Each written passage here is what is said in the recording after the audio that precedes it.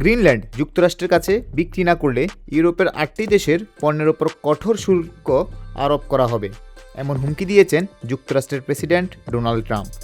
শনিবার ট্রুথ সোশ্যালে দেওয়া এক ঘোষণায় তিনি বলেন, গ্রিনল্যান্ডের সম্পূর্ণ ক্রয় নিয়ে কোনো সমঝোতা না হওয়া পর্যন্ত এই শুল্ক কার্যকর থাকবে। ট্রাম্পের ঘোষণায় বলা হয়, Denmark, Norway, Sweden, France, Germany, যুক্তরাজ্য, নেদারল্যান্ডস ও ফিনল্যান্ড থেকে যুক্তরাষ্ট্রে আমদানি করা পণ্যের ওপর আগামী 1 ফেব্রুয়ারি থেকে 10% শুল্ক আরোপ করা হবে। পরবর্তীতে 1 জুন থেকে এই শুল্ক বাড়িয়ে 25% করা হবে। বিশেষজ্ঞদের মতে এই শুল্ক পূর্বের শুল্কের উপর যুক্ত হবে, ফলে ইউরোপীয় ইউনিয়নের দেশগুলোর জন্য কার্যকর শুল্ক হার আরও বেড়ে যাবে। এরই মধ্যে ধাতু ও অটোমোবাইল খাতে ইউরোপীয় পণ্যের ওপর শুল্ক 20% পৌঁছেছে। ট্রাম্পের এই ঘোষণার পর ইউরোপ জুড়ে তীব্র প্রতিক্রিয়া দেখা দিয়েছে।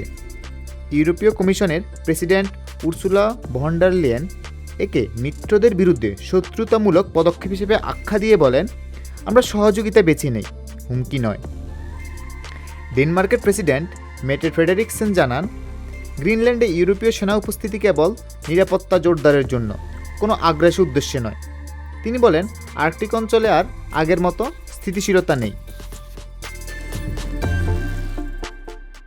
এদিকে ট্রাম্পের এই পদক্ষেপকে কেন্দ্র করে ইউরোপীয় ইউনিয়নের 27 দেশের রাষ্ট্রদূতরা জরুরি বৈঠকে বসেছেন।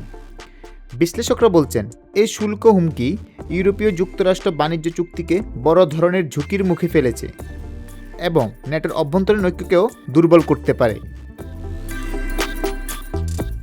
আইনগত দিক থেকেও বিষয়টি জটিল হয়ে উঠেছে। যুক্তরাষ্ট্রের সুপ্রিম কোর্ট শীঘ্রই ট্রাম্প প্রশাসনের জরুরি ক্ষমতা আইনের আওতায় আরোপিত শুল্ক নিয়ে রায় দিতে পারে, যা নতুন এই শুল্ক আরোপকে চ্যালেঞ্জের মুখে ফেলতে পারে। রাজনৈতিক বিশ্লেষকদের মতে, গ্রিনল্যান্ড ইস্যুকে কেন্দ্র করে ট্রাম্পের এই কৌশল শুধু বাণিজ্য নয়, বরং বৈশ্বিক কূটনীতি ও নিরাপত্তা ব্যবস্থার উপর গভীর প্রভাব ফেলতে পারে।